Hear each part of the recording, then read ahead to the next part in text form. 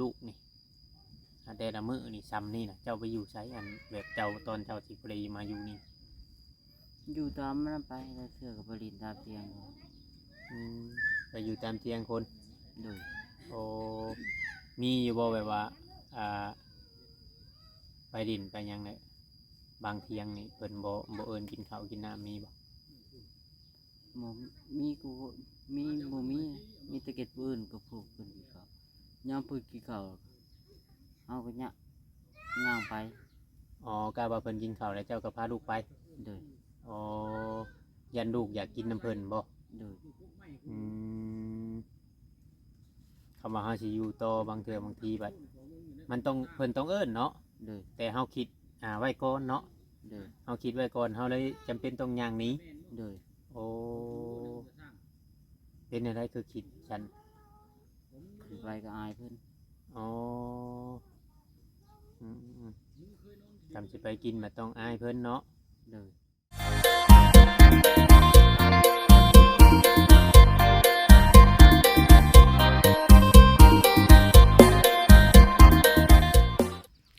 กับทักทายสบายดีพ่อแม่พี่น้อง FC หรือว่าปลาลุงที่หักแพงเนาะเพียงเนาะเบิดสุขุสุคนหั่นแหละพี่น้องทางฝั่งลาวฝั่งไทยหรือว่าแม่ FC ที่เข้ามาเบิ่งมาชมเนาะคลิปส่ง YouTube ของเราเพียงชายใจกันดอยเพียงเนาะในคลิปช่อง YouTube ของเฮาเนาะเพียงเนาะตอนนี้ก็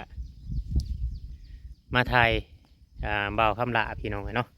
บ่เวียงชื่อเอิญบ่าวคำละพี่น้องเนาะพอใหม่ลูกติดพี่น้องผู้หนึ่งพี่น้องเนาะในตอนนี้เนาะเพียงเนาะหลังจากที่บ่เวียงออกไปลงคลิปพี่น้องเนาะออกไปลงคลิปแล้วก็เข้ามาในบริเวณที่แถวนี้บ่มีสัญญาณพี่น้อง FC เนาะบ่มีสัญญาณเฮ็ดหยังก็บ่ได้บ่มีเลยสัญญาณนะสัญญาณแค่บ่กี่ขีพี่น้องโทรได้อย่างเดียวเนาะโทรก็บ่ค่อยอยากได้ซ้ำพี่น้องเนาะในตอนนี้ทางตุชิตเป็นกำลังถ่ายอยู่เฮาพยายามแบ่งเวลากันเนาะเพียงเนาะแบ่งเวลากันถ่ายเพื่อว่าบางทีเฮาก็ให้น้องเพิ่นพักผ่อนนํพี่น้องเนาะในมื้อนี้นะอันนั้นพี่น้องเนาะเพิ่นได้พากันได้ออกจากบ่อนนี้แล้วพี่น้องทางทีมงานเฮาเนี่ยทางเบาดิเขาเบาบอสเบาจอยเนาะเพียงเนาะเป็นชื่อเตียงเข้ามามื้อนี้และย้ายออกจากนี้เนาะเพียงเนาะไปอยู่บนทางเขาหันพี่น้องทางเขาหันแล้วก็ดีอีกอย่างเนาะพี่น้องอยู่ซื้อดินซื้อร้อนเนาะเพียงเนาะซื้อดินซื้อร้อนแล้วจังคอยไปอยู่ที่ใหม่เนาะเพียงเนาะคอยไปอยู่ที่ใหม่ให้ตอนนี้นะFC ให้ความสนใจหลายพี่น้องในการเรื่องตัดผมเนาะเพียงเนาะก็เกิดข้อผิดพลาดเล็กๆน้อยๆเพราะว่าทางทีมงานเขามีภารกิจด่วนนะก็เลยกลับบ้านผู้เพิ่นเป็นช่างตัดผมเนี่ยแต่ก็ทางบ่เวียงเองตัดบ่เป็นพี่น้องเนาะก็ยอมรับว่าตัดบ่เป็นแล้วก็ยันมันขี้ได้นะพี่น้องจากน้อยอยากแป้งรอให้เพิ่นขี้ได้ตื่มช่ำแห้งในพี่น้องเนาะก็เลยให้ทีมงานมือใหม่เนาะเพียงเนาะจังให้ทีมงานตัดให้แล้วสิเข้าไปเบิ่งเนาะเพียงเนาะบอนที่เพิ่นนอนเนาะเพียงเนาะหลังจากที่ทีมงานเฮาเนาะเพียงเนาะเข้ามาหาเพิ่นเนาะเพียงเนาะเพิ่นก็อยู่นี่แหละพี่น้องเนาะเพิ่นก็อยู่โดนเติบพี่น้องเนาะก็วันนี้ทางผู้รักผู้ใหญ่เพิ่นก็ได้จัดเตียงให้แล้วก็ให้ออกไปนอนบนไม้ตรงนี้มันก็มีขี่เป็ดขี่ไก่ขี่แพะเนาะเพียงเนาะเฮาบ่ได้ติได้เฮาบ่ได้ติทางป้าได้พี่น้องเอ้ยก็คือว่าป้าเราเนี่ยเป็นคนดีเพิ่นให้ที่พักพิงหรือว่าเพิ่นให้ที่อยู่ใหม่เนาะเพียงเนาะก็คือว่าดีที่สุดสำหรับเฮานะพี่น้องเอ้ย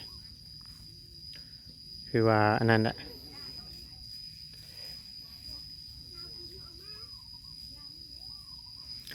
คือเรามาอยู่นี้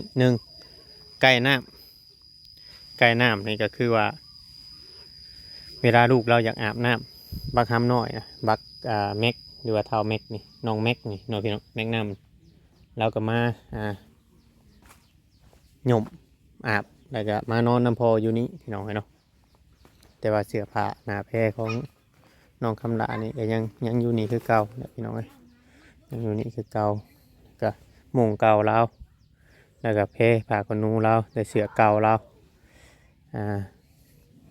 เรานอนอยู่นี่พี่น้องเนาะคืออยู่กับมันห่มแน่แหละพี่น้องอยู่นี่นะบริเวณห่มนี่นะห่มไม้นี่มันเป็นตะยูแต่มันก็เย็นเนาะเราเลือกที่จะอยู่นี่เมื่อคืนนี่ทางแม่ป้าหรือว่าพ่อลุงนี่พยายามเกลี้ยกล่อมเราเนาะพี่น้องให้เราขึ้นไปนอนเตียงมันลมแหงเรานะแทบบ่อยากขึ้นจากตรงนี้เราเกรงใจเนาะเกรงใจแม่ป้าและผลสุดท้ายเราก็ต้องได้กลับขึ้นทางพุ่นพี่น้องเนาะตอนนี้ทางตูชิดกำลังถ่ายทำหรือว่าสัมภาษณ์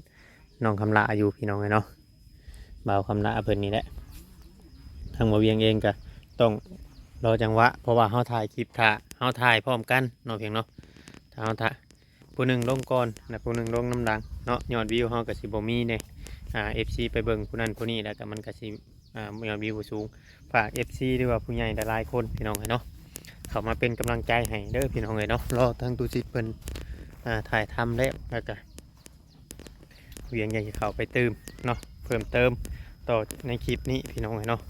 เราก็เลยถ่ายให้เบิ่งจังใดกับเบิ่งชมนำกัน FC เบิ่งติดตามเบิ่งพี่น้องเนาะฮ้อนแห้งแถวนี้นะฝนตกเมื่อคืนนี่ดินอายดินขึ้นพี่น้องเนาะเมื่อคืนนี่FC คิดเบิ่งในสภาพกันน้ำซีคิดเบิ่งมันมี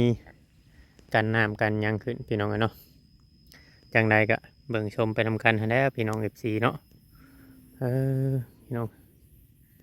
เบิ่งชมไปทำกันเดี๋ยวเขาสิย่างเข้าไปหาทั้งเท่าคำลาพุ่นพี่น้องเนาะจังย่างเข้าไปหาเพิ่นพุ่นพี่น้อง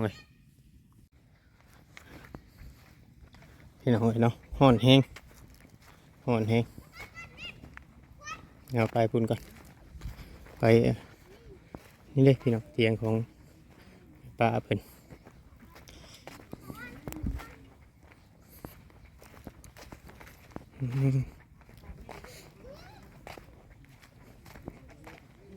หลังจากเพิ่นออกไปหันหรือว่าได้เฮือนใหม่เข้าไปพี่ก่อน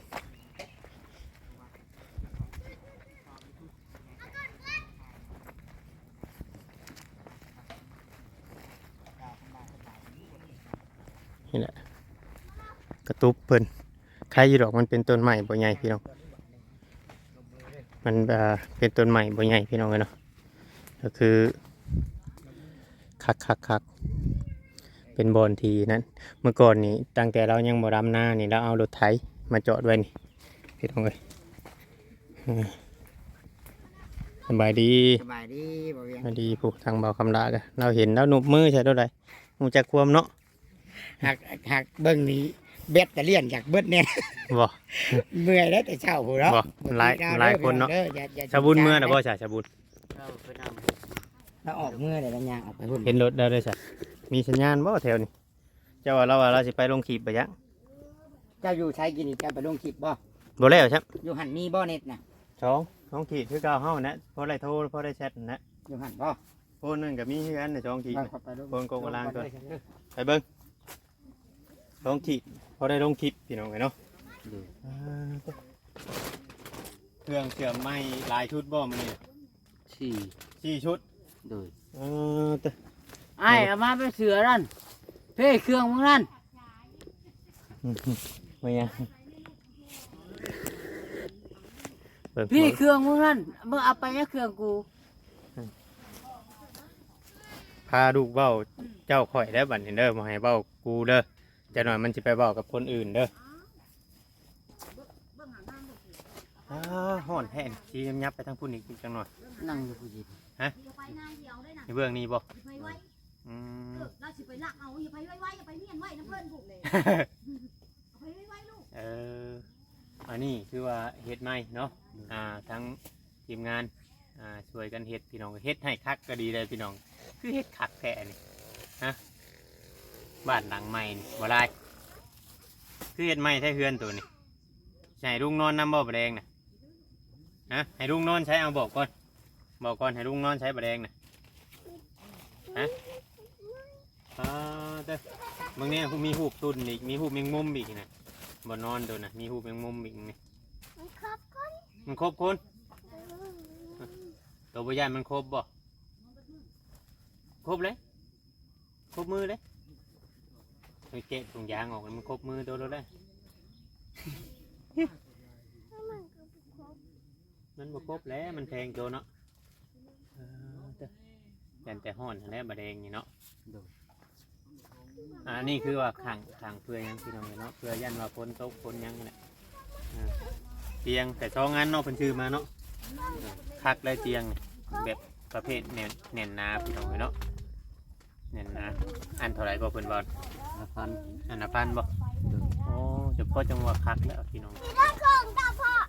ครับตะปูเพิ่นก็ใส่ตะปูใหญ่ตกขามันมานั่งข้างนี่ไปไอ้ทนบ่ไหวแล้วไอ้ทนบ่ไหว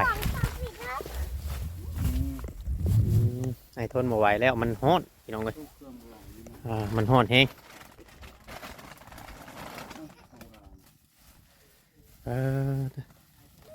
โอ้ให้ตัวนอนอยู่หันในลายเด้งทนบ่ไหวเด้งฮ้อนแฮงฮะอยู่หันแล้วเด้งฮ้อนเด้งนั่งบ่ได้เด้งนั่งบ่ได้แฮงเนาะบ่คำละ โดย ฮ้อนแห้งอันนี้พี่น้องเลย FC สิว่าในไรก็แล้วแต่หักแท้นี่มาพี่มานั่งน้ำลุงพี่มาพี่มาปิดบางอย่างให้ลุงพี่พวกนี้ลุงย่างไปย่างมามันเดินบางอย่างเต็มอยู่ตัวเป็นโทษได้ตัวต้องปิดบางอย่างให้ลุงเด้อ ถูกยืมเต็ม ยังหลายเติมอีกบางอย่างนี่ลายอันนี้ตัวเล่นไปเล่นมาเรื่อยอย่าเล่นเรื่อยแม่บ้าน เล่นมาเอา หืม เกือบ เล่นมาเอาเกือบ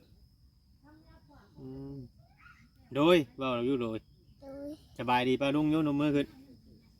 สบายดีป้าลุงเว่าก่อน อ๋อ ฮะเบาเป็นบ่เบาเป็นจังหน่อยลุงบ่มาหาได้มือหนานสบายดีเด้อป้าลุงเอ้ยเบาก่อน สวัสดี ป้าลุงเบาก่อน ได้แต่สบายดี ยังเว่าบ่เก่งเนาะยังน้อยอยู่นั่งลงจุดดิยังเสือไผนี่ให้ลุงเบิ่งนี่เสือไผอันนี้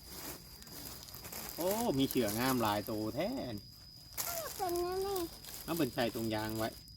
เป็นใส่ตรงยางไว้จังหน่อยมังหญ้าติดดิดจะแกะออกจากตรงยางน่ะมังหญ้าติดเด้มีหูกกระตุ้นดิ ชื่อคนเล็ก ตัวอย่าพานุ่งมาได้จังนุ่งมังหญ้าสิติดเด้อมังหญ้าสิติดเด้อมังไงบางตัวนี้มันยังใช่ตัวโอ้มีหูของบ้านอีกเด้หูยังหักแท้เลยเอาให้เอามือให้วิวตี้เป็นยังเอามือให้บ่มือให้วิวตี้บ่ ตีตี ลูกมันดุ้งนี่แล้วเอามือให้บ่บางแน่มีหูตุนอีกนะโอ้ตุนลายแท้หัก จะนุ่งแล้วตีตี เอามาใช้ไว้จังหน่อยเป็นดิญาติเอาดิญาตินำของตู้ได้เอามาใช้ไว้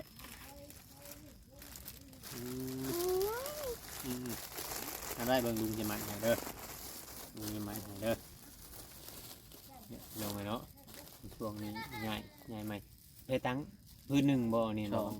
สองพื้น โดย มาคุมเลยบ่ โดย อืม ตัวเล่นผ้า เช่นไปนั่งอยู่เตียงป้าไปนั่งอยู่เตียงป้าไปนั่งอยู่เตียงป้าก่อน ก็พวกไปปิดหายไว้ ไปหาป้าก่อนไป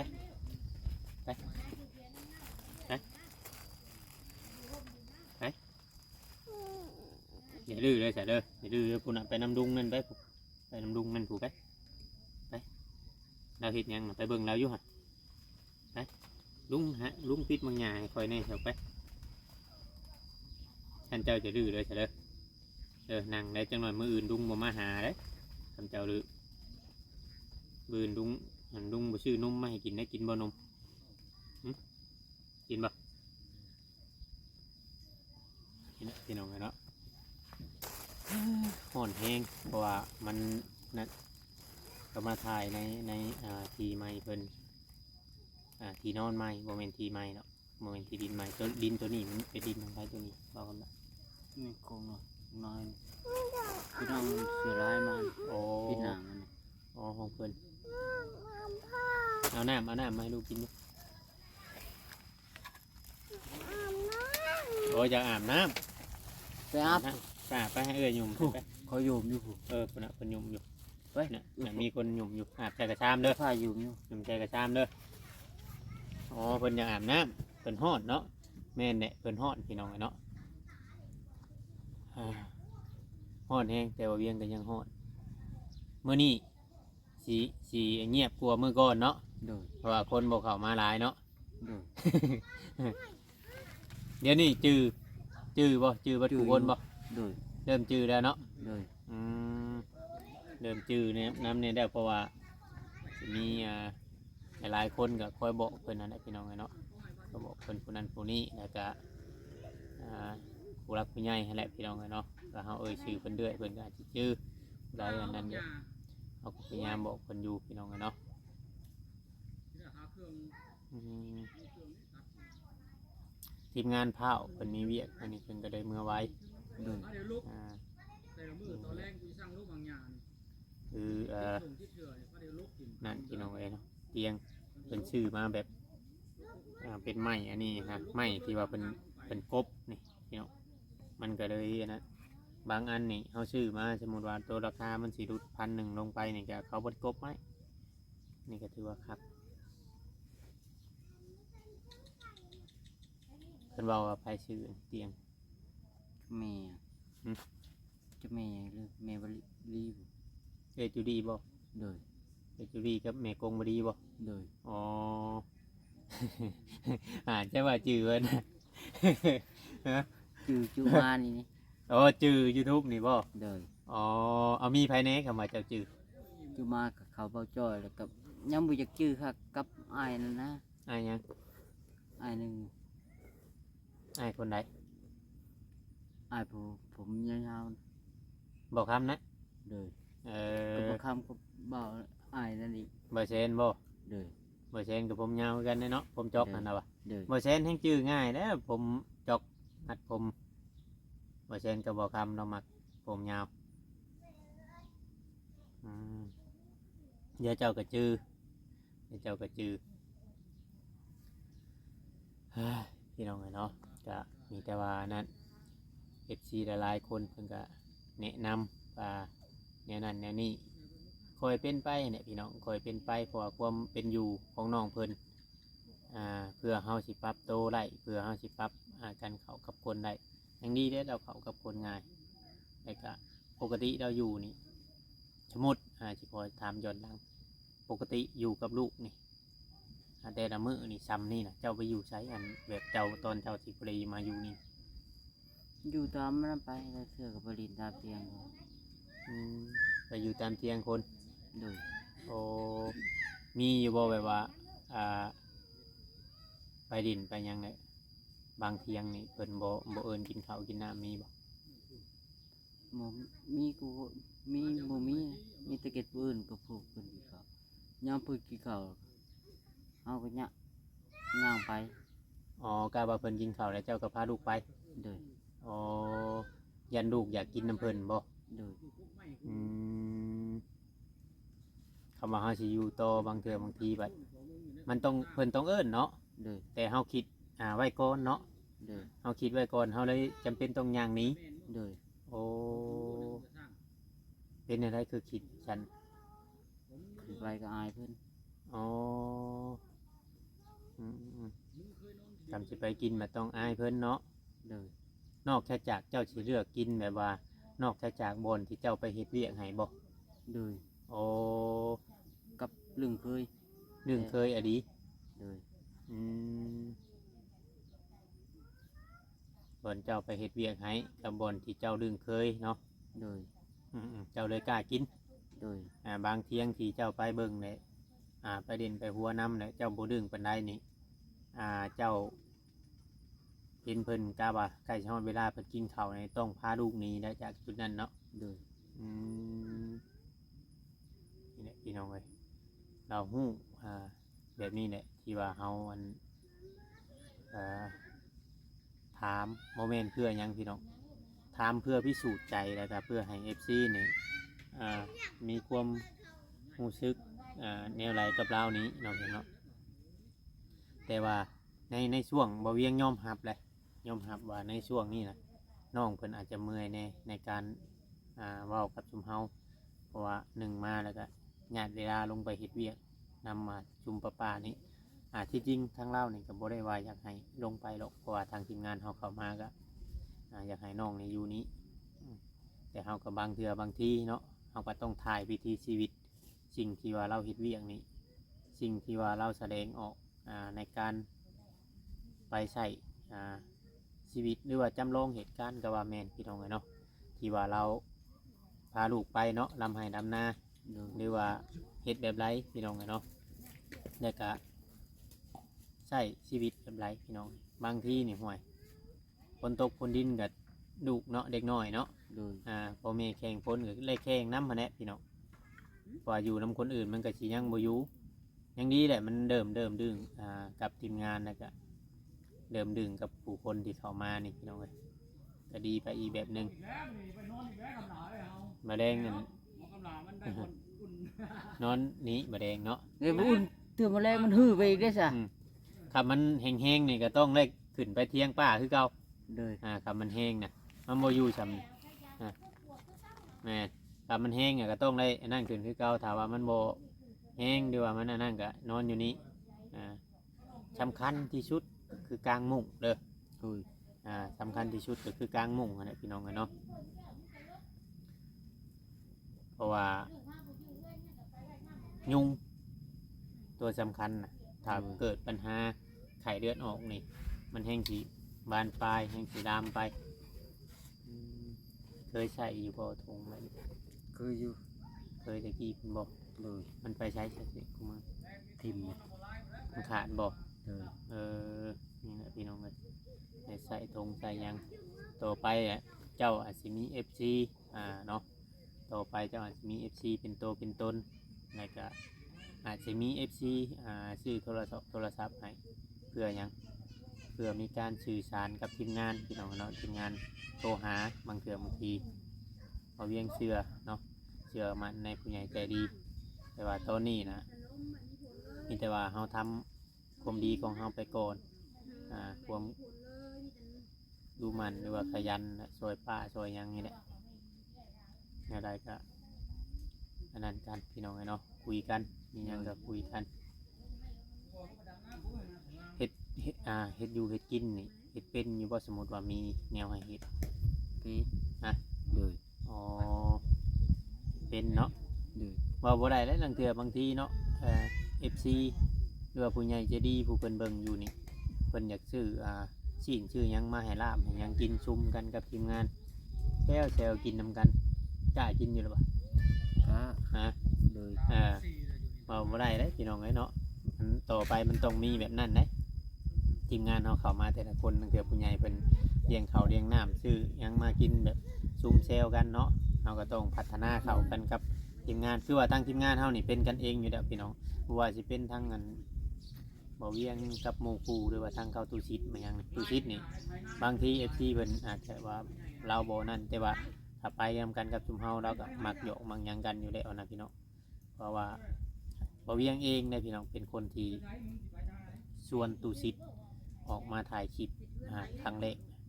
ตะกี้เพิ่นก็อยู่แต่ในห้องสอบห้องซีเนาะพี่น้องเอาเป็นคนชวนเพิ่นออกมาหาถ่ายคลิปแบบนี้ไปหาทำถ่ายคลิปตามบอนต่างๆแต่หลังจากที่ว่าเฮาถ่ายไปแล้วเฮาก็เลยชวนกันไปที่ว่าต่างคนต่างแยกหากันหางานเนาะพี่น้องเฮาบ่ได้คอยไปนำกันพี่น้องเนาะเลยว่ามีงานเฮาก็ชวนกันมาถ่ายพี่น้องเนาะแต่ว่าดีใจน้ำน้องเพิ่นวันนี้ก็ได้บนอยู่บนเช้าใหม่ตัวนี้ออกจากวางงานตามจุดประสงค์ของผู้รับผู้ใหญ่เพิ่นก็ดีใจนำเจ้าสีนั่นแกะบทนอนนะ เอาเลิกที่นอนมาปูให้บอกว่าอยู่นอนนี่เอาไปแบกมาเลยมวย เพิ่นว่าเยอะ เอาไปแบกมาให้บอกว่าอยู่นอนเลยที่นอนนั่น เออ ว่าของเจ้าดอก เออ ในว่าของเจ้าดอก มาลูกเด้อบางหญ้าทางไปบางหญ้ามันสิเบิดไปทั้งสงเบิด เล่นไปเล่นมาบางอย่างนั่นน่ะติยังบ่ได้อาบแต่บ่น้ำกินนี่กินกันอาบบ่ ยัง เอาไปอาบน้ำให้ลูกใช่จะไปอาบน้ำสบายดีอ่ะพี่น้องเอ้ยพี่น้องเอ้ยเนาะนี่แหละเพิ่นหลังจากที่ว่าได้กระตบกระเต็บใหม่แล้วก็ได้ที่นอนใหม่เนาะเพียงเนาะเพิ่นก็ยังบ่อยากปูยังบ่อยากใช้เพิ่นยันมันเก่ายันมันเปื้อนเพิ่นว่าเนาะแต่มีแต่ว่าอันนั่นแหละพี่น้อง FC เนาะ มีแต่ว่าใช่เท่าคำละนี่ไปอาบน้ำให้ลูกเพิ่นเนาะเพิ่นอยากอาบน้ำน้ำให้ลูกพ่อก็สิอาบบัดลูกก็สิอาบบัดยุ่มให้ลุงอาบเลยเด้อลุงห่อนนี่เด้อยุ่งให้ลุงอาบน้ำเด้อลุงห่อนนี่ คอยจะอาบได้ นี่แหละพี่น้องเนาะอย่างใดก็เบิ่งชมไปทำการผิดพลาดกันได้ก็ต้องกราบขอโทษขออภัยพี่น้องเนาะในคลิปนี้พี่น้องเนาะติดตามเป็นกำลังใจให้พี่น้องเนาะติดตามและเป็นกำลังใจให้และการเคลื่อนไหวเนาะพี่น้องของทีมงานพี่น้องเนาะขอบบุญขอบคุณเบิดสู่คู่สู่คนพี่น้องเนาะที่เข้ามาให้กำลังใจอันนี้คือว่าชีวิตการเป็นอยู่พี่น้องเนาะต่อไปก็คือว่าเนี่ยจังได้กับเบิ่งชมไปนำกัน